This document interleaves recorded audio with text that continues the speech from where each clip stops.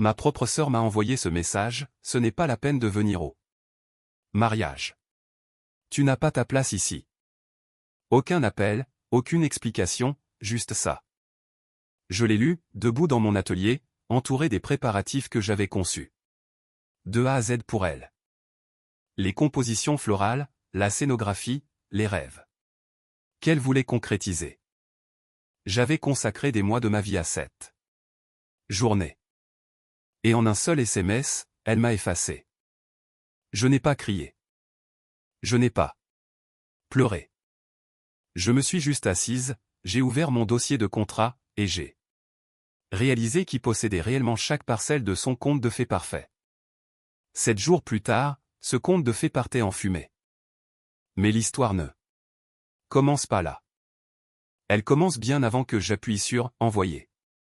J'ai grandi dans une maison qui semblait parfaite vue de la rue. La pelouse était toujours tondue au millimètre. Les rideaux étaient toujours assortis à la saison, et ma mère veillait à ce que les décorations de Noël ne soient jamais installées avec un jour de retard. Pour le voisinage, nous étions la famille Voss. Raffinée, respectable, l'image même de la perfection. À l'intérieur. Cependant, c'était moins un foyer qu'une scène de théâtre où une seule personne était sous le feu des projecteurs, ma sœur, Olivia. Olivia est née en faisant sensation. Du moins, c'est ainsi que mes parents racontaient les choses. Elle était bruyante, magnétique, impossible à ignorer. À l'âge où je tenais à peine un crayon, elle volait déjà la vedette, chantant à chaque spectacle de l'école. Gagnant tous les concours, étant le visage public de la famille. Moi, j'étais là. Discrète, celle qui aide, là, gentille, qui assure la stabilité. Cela ressemble à un compliment jusqu'à ce que vous réalisiez que cela signifie. Simplement, reste à ta place pour qu'elle puisse briller. Notre mère, Hélène, aimait les apparences plus que le confort. Elle glissait dans la maison. Dans son peignoir en soie, murmurant des choses comme « Ne fais pas de scène. Sarah ». Quand Olivia faisait un caprice, mon père, Henri, ne criait jamais. Mais son silence était pire. Il levait les yeux de son journal, soupirait et disait « Tu sais, ta sœur ne pense pas à mal. » Traduction, pardonne-lui. Répare ses erreurs. Passe à autre chose. J'ai donc appris très tôt que l'amour, chez nous, était soumis à des conditions. Si Olivia faisait une erreur, je réparais. Si elle pleurait, je m'excusais. Si elle triomphait, j'applaudissais. Pourtant, je croyais que la famille valait la peine d'être maintenue. C'est peut-être pour cela que j'ai bâti ma carrière en créant des célébrations parfaites pour les autres. Des mariages réglés comme du papier à musique, des vœux échangés sous des guirlandes lumineuses, cette harmonie que je n'ai jamais vue chez moi. Mon agence, Voss & Co, est devenue mon sanctuaire, le seul endroit où le contrôle ne signifiait pas compromis. Quand Olivia s'est fiancée avec Étienne, un homme riche et poli, du genre à utiliser son deuxième prénom. Sur ses cartes de visite, mes parents ont organisé un dîner qui ressemblait à une annonce officielle pour tout le quartier. Nos filles, a dit maman, les yeux embués. L'une avec la bague, l'autre avec le cerveau. Tout le monde a ri. J'ai souri. J'avais l'habitude d'être une simple note de bas de page. Pourtant, je voulais croire que cette fois-ci, ce serait différent. Olivia m'a demandé d'organiser son mariage parce que personne ne sait créer la beauté. Comme toi, Sarah. Je l'ai pris comme un signe de paix. Pendant des mois, j'ai travaillé tard le soir, dessinant des croquis, appelant les prestataires. Construisant un rêve pour lequel elle m'a à peine remercié. Chaque décision devait passer par elle. Chaque changement arrivait à la dernière minute. Je me disais que c'était de l'amour. Je me disais que cela signifiait quelque chose. Mais ce n'était pas de l'amour. C'était de l'habitude. Toute une vie à essayer. De gagner une place à une table où mon nom était toujours sur le mauvais marque-place. Avec le recul, les signes étaient là. Les petits mépris, les frontières invisibles tracées autour de moi. Je n'avais simplement pas vu à quel point elles étaient profondes jusqu'au jour où ma propre famille a décidé que je n'avais plus ma place dans le tableau. La première fissure n'a pas ressemblé à un coup de tonnerre. C'est arrivé par un SMS qui a vibré sur mon bureau un soir, alors que je révisais son plan de table.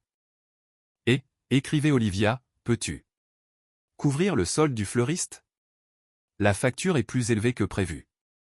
Pas de bonjour, pas de merci, juste un ordre déguisé en faveur. J'ai fixé l'écran un long moment, le curseur clignotant à côté de son nom. J'avais déjà payé la compte. C'était mon cadeau de mariage. Mes doigts ont hésité au-dessus du clavier avant que je ne tape, c'est tout ce que je peux faire. Mon cadeau s'arrête là. Les poings ont clignoté. Sa réponse est arrivée vite, ne rend pas les choses difficiles. Tu sais que je suis sous pression. C'était la méthode d'Olivia. Chaque crise devenait un test moral pour quiconque l'aimait. Je pouvais presque entendre la voix de notre mère résonner derrière elle, si tu peux aider, tu dois le faire. Le lendemain matin, j'ai trouvé maman à la cuisine, le peignoir parfaitement noué, tapotant sa tasse de café avec une cuillère. J'ai demandé doucement, Olivia t'a dit qu'elle voulait que je paie plus. Elle a soupiré, le même soupir qu'elle répétait depuis mon enfance. Chérie, elle prépare le plus beau jour de sa vie. N'ajoute pas à son stress. Si tu peux l'aider, bien sûr, aide-la. Toujours elle. Le schéma se répétait si souvent qu'il était devenu un réflexe. J'ai quitté la pièce avant que ma voix ne se brise. La semaine suivante, mon père a appelé. Son ton était doux, entraîné. Nous cotisons tous pour le cadeau de crémaillère de Liv et Étienne, un apport pour leur première maison. Ta part est de 3000 €. Fais-moi le virement. Quand tu peux. J'ai serré le téléphone contre mon oreille. Papa, je ne suis même plus invité au mariage. Il y a eu une pause, puis ce soupir déçu. Sarah, ne transforme pas ça en drame. Ce n'est pas à propos du mariage, c'est à propos de la famille. La famille. Ce mot avait toujours signifié « donne ». Jusqu'à ce que ça fasse mal. J'ai raccroché et je suis resté là, entouré des plans du bonheur des autres. Mon bureau sentait légèrement la rose et l'encre d'imprimante, mais je n'avais qu'un goût d'amertume en bouche.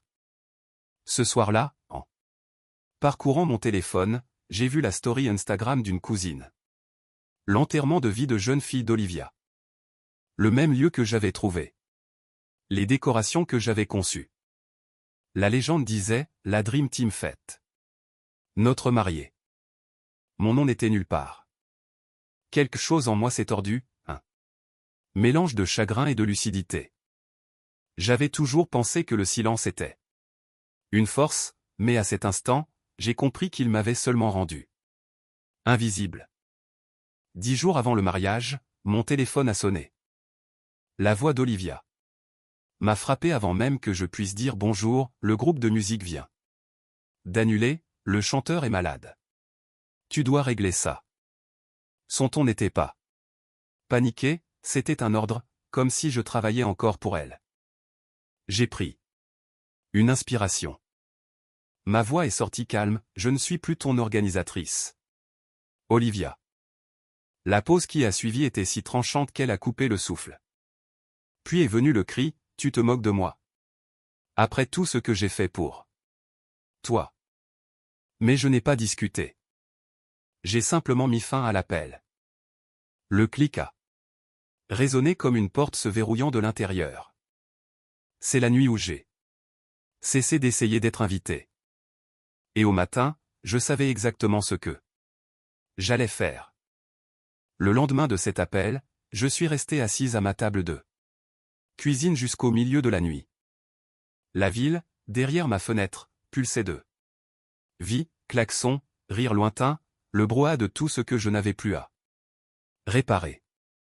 Devant moi s'étalaient des mois de travail, des classeurs, des reçus, des contrats, les fondations d'un mariage qui m'avait déjà effacé.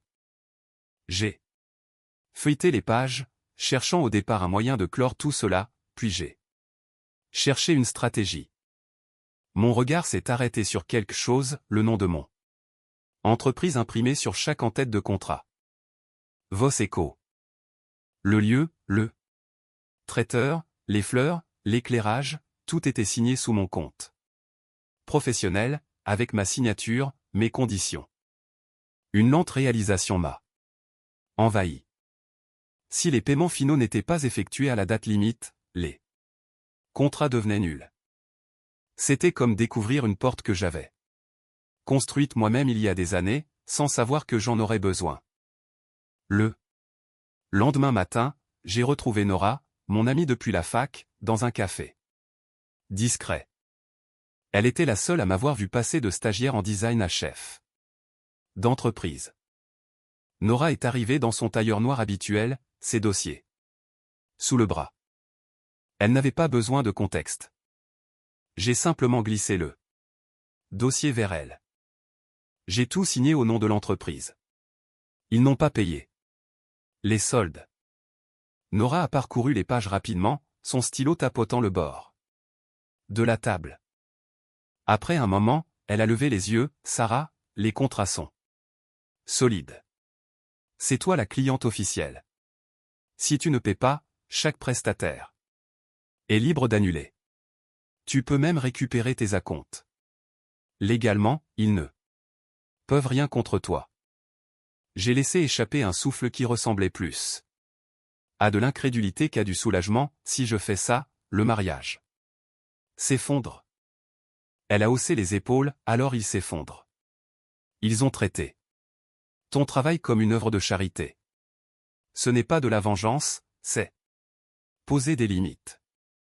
J'ai remué mon café, regardant la crème tourbillonner. Poser des limites, ai-je répété comme si le fait de dire les mots pouvait les rendre réels. Ce soir-là, devant mon ordinateur, le curseur clignotait sur un brouillon de mail vide. Pendant des années, j'étais restée silencieuse pour garder la paix. Maintenant, le silence avait un poids différent. C'était une stratégie. J'ai commencé à taper, en tant que cliente officielle pour l'événement prévu le 30 août, je vous informe par la présente que le paiement final ne sera pas effectué. Veuillez considérer cet avis comme une annulation immédiate. J'ai copié la même ligne 4 fois. Lieu, traiteur, fleuriste, prestataire. Mes mains ne tremblaient pas. Pas cette fois. J'ai programmé chaque email pour 9 h le lendemain matin. Puis j'ai fermé mon ordinateur et je suis resté là, dans la pénombre, sentant le calme s'installer. Pas de feu d'artifice, pas encore de satisfaction, juste le silence. Pour la première fois de ma vie, ce silence ne signifiait pas la défaite. Il signifiait le contrôle. Au lever du soleil, je me suis préparé un café, j'ai ouvert la fenêtre et j'ai attendu. À 9 h pile, 4 petits sons ont rompu le silence, les emails étaient partis. À midi, tout le mensonge qu'ils avaient construit commencerait à s'effondrer. Au début, il n'y a eu rien, juste le sifflement de ma machine à café et le bruit lointain de la ville. Puis, midi a sonné, et le monde de l'autre côté de mon téléphone a commencé à se défaire. Je n'avais pas besoin d'être là pour savoir comment cela se passait. Je pouvais tout imaginer, image par image, comme si l'univers avait décidé de me montrer ce que le silence pouvait faire.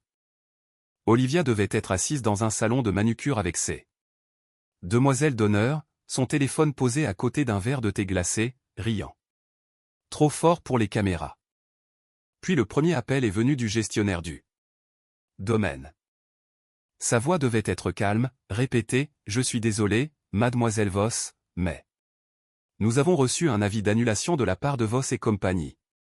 Votre réservation a été libérée. » Elle a dû rire au début, pensant à une erreur, car dans le monde d'Olivia, les choses n'arrivaient pas à elle, elles arrivaient pour elle. Elle a dû rappeler, utilisant son ton mielleux habituel. Mais l'homme est resté. Poli et ferme, pas de paiement, pas d'événement. En 1 heure, les dominos sont tombés. Le traiteur, le fleuriste, le digi. Chaque appel était une brèche de plus dans la perfection de porcelaine qu'elle avait construite. Et quand elle a enfin composé mon numéro, celui qu'elle ignorait depuis des semaines, mon téléphone s'est allumé sur la table. Je l'ai laissé sonner 2 fois avant de répondre. Sarah, a-t-elle hurlé, sa voix mêlant panique et fureur. Qu'est-ce que tu as fait? Le domaine vient d'annuler. Le traiteur aussi. Ils disent que c'est toi qui as tout arrêté. J'ai pris une gorgée d'eau, regardant la lumière bouger sur le mur de ma cuisine. Je n'ai rien arrêté. Ai-je dit calmement. J'ai juste choisi de ne pas faire les paiements finaux. C'est comme ça que fonctionnent les contrats. Tu es folle. Tu as gâché mon mariage. Je pouvais entendre notre mère en arrière-plan, sa voix perçant le chaos, exigeant des explications. Puis le ton grave de mon père, tendu de colère. La bande-son de toute mon enfance. Non, ai-je dit doucement. Je n'ai pas gâché ton mariage. C'est toi qui l'as fait le jour où tu as décidé que je ne méritais même pas une place assise. Il y a eu un silence au bout du fil. Le genre de silence qui résonne. Puis la voix d'Olivia s'est brisée, devenant aiguë. Tu te rends compte de ce que tu as fait? Les invités arrivent par avion. La famille d'Étienne est déjà là. Et pourtant, ai-je dit, ma voix s'affirmant enfin, il n'y avait pas de place pour moi. Elle a aspiré une bouffée d'air qui ressemblait à un sanglot. Tu es pathétique, Sarah. Tu as toujours été jalouse. Tu finiras seule dans ce petit bureau avec tes contrats et tes feuilles de calcul. Les mots auraient dû me blesser. Avant, oui. Mais tout ce que j'ai ressenti, c'était un calme étrange, comme si j'étais au centre d'une tempête à laquelle j'avais survécu trop souvent. Peut-être, ai-je dit doucement. Mais au moins, je ne supplierai jamais les gens de m'aimer tout en les détruisant. La ligne est redevenue silencieuse. Pas de cris cette fois. Juste des respirations. Puis un clic. Pendant un moment, j'ai pensé que c'était fini. Mais non. 10 minutes plus tard, mon téléphone a explosé. Maman, papa. Des numéros inconnus du domaine et de la société de traiteurs, chacun essayant de me ramener dans le chaos. Je n'ai pas répondu. J'ai laissé tout vibrer sur le comptoir jusqu'à ce que le téléphone fasse teinter une cuillère contre mon verre. En fin d'après-midi, le silence de leur côté s'est transformé en message. Des messages vocaux chargés de rage. La voix de mon père a tonné, Sarah, tu as couvert cette famille de honte. Tu vas rembourser chaque centime. Un autre. De maman, essoufflée et tremblante, comment as-tu pu? C'est ta sœur. Répare ça. S'il te plaît, répare ça. J'ai supprimé chaque message sans les écouter. Jusqu'au bout. Le lendemain, je suis allé marcher le long de la rivière. Le soleil scintillait sur l'eau, assez fort pour me faire mal aux yeux. Mon téléphone est resté dans ma poche, vibrant comme une bête en cage que je refusais de toucher. Chaque appel manqué était un rappel que le désastre se déroulait exactement comme il le devait. Ce soir-là, Nora a appelé, tout le monde ne parle que de ça dans le milieu du mariage, a-t-elle dit, amusée. Les prestataires jasent. Apparemment, Olivia a essayé de tout rebooker à la dernière minute. Le seul endroit disponible qu'elle a trouvé, c'est un jardin privé à Maplewood. Il loue des tables pliantes dans un magasin de bricolage. J'ai ri, pas par cruauté, juste avec légèreté. Ça semble approprié. Ça va, a demandé Nora. J'ai regardé les lumières de la ville au loin, mieux que ce que j'aurais cru. Je pensais que je culpabiliserais Tu ne leur dois aucune culpabilité, Sarah. Tu leur as offert ta grâce pendant 30 ans. C'est juste la loi de la gravité. J'ai souri à cette idée de gravité. Les choses qui tombent comme elles le devraient. Le matin du mariage, je me suis réveillé. Avant l'aube. Le ciel était strié de rose et d'or, la lumière dont les organisateurs rêvent pour des photos de cérémonie parfaite. Quelques parents. Ville, ma famille devait être en train de courir, de crier, de transpirer sous des tentes louées. Je pouvais l'imaginer, les fleurs fanées, le linge bon. Marcher, les invités qui murmurent. J'ai préparé un café, fait ma valise et je suis parti pour l'aéroport. Pendant que le service de sécurité vérifiait mon billet, mon téléphone a vibré. Un SMS de mon père, Sarah. S'il te plaît. Olivia est dévastée. Viens, juste viens. On va réparer ça. J'ai tapé un seul mot, non. Puis j'ai éteint mon téléphone pour de bon. Alors que l'avion décollait, j'ai regardé par le hublot. En bas, la ville scintillait sous le soleil du matin. Belle, distante, enfin calme. Je n'avais pas besoin de les détruire. Tout ce que j'avais fait, c'était de prendre du recul. Et sans moi. Pour tout porter, toute la façade s'est effondrée d'elle-même. Au moment où mon avion a atterri à Honolulu, le chaos s'était transformé en silence. J'ai rallumé mon téléphone et, pendant quelques secondes, il s'est illuminé comme un feu d'artifice, des SMS s'empilaient les uns après les autres. Tu dois nous appeler. Elle est hystérique. C'est de ta faute. Puis plus rien. Plus de sonneries. Plus de culpabilité pour me serrer la gorge. Juste le bruit du vent océanique devant le terminal et mon propre cœur, qui ralentissait pour la première fois depuis des années. Je me suis installé dans un petit hôtel de bord de mer, le genre avec des fenêtres marquées par le sel et la faible odeur de crème solaire imprégnée dans les murs. L'air était chaud, vivant. J'ai retiré mes chaussures, ouvert la porte du balcon et je suis resté là, à regarder les vagues se replier les unes sur les autres. Pendant si longtemps, j'avais construit les journées parfaites des autres, polies, symétriques, prêtes pour la photo. Mais ça, cet horizon irrégulier, ce calme, c'était à moi. 2 jours plus tard, Nora a appelé. Sa voix était sèche, amusée, ils l'ont vraiment fait. A-t-elle dit. Mariage dans le jardin, chaises pliantes, gâteaux de supermarché. Et boîte de pizza sur le buffet. J'ai ri doucement. Pas par méchanceté, juste. Par délivrance. Approprié, ai-je dit. Ils ont enfin eu quelque chose de vrai. J'imagine, a répondu Nora. Qu'est-ce que tu vas faire maintenant? J'ai regardé la mer, la lumière du soleil se brisant en éclats sur l'eau. Construire quelque chose qui m'appartient. Et cette fois, je n'inviterai personne qui vient seulement pour prendre.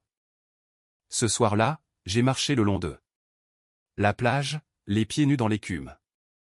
Les mots que ma grand-mère m'avait dit un jour me sont revenus, constant et vrai, ta valeur ne réside pas dans ce que tu donnes, mais dans ce que tu gardes pour toi. Et pour la première fois, je me gardais enfin moi-même. La famille peut vous blesser d'une manière qu'aucun étranger ne pourrait jamais faire. Ils savent exactement où frapper. Pendant des années, j'ai saigné en silence, pensant que c'était de l'amour. Mais partir n'était pas une destruction. C'était de la survie. Je n'ai pas gâché le mariage de ma sœur. J'ai simplement arrêté de le porter. Et quand j'ai enfin fait un pas en arrière, la vérité est apparue. Depuis le début, tout reposait sur mes épaules.